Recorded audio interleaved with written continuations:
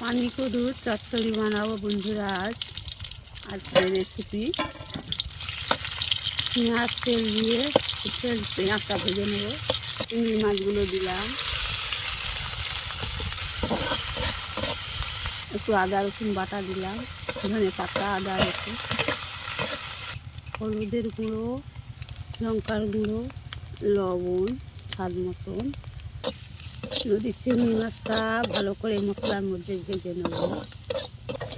পানি কদুগুলো দিয়ে দিলাম। আমাদের বাড়ির পানি ছাঁচিলা বন্ধুরা, খুব মিষ্টি, খেতে খুব সুন্দর। চিংড়ি মাছের আর তরকারিটা লাগবে।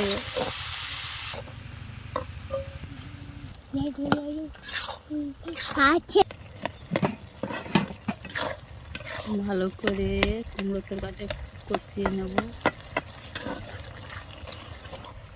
পানি দেবো না বন্ধুরা, এই কষাতে কষাতে কুমড়োর পানি বেরিয়েছে, ওই হয়ে যাবে।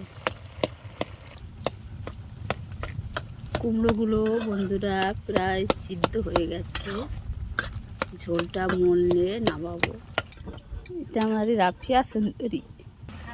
কুমড়ো তরকারিটা হয়ে এসছে, আর একটু পরে নামিয়ে নেব।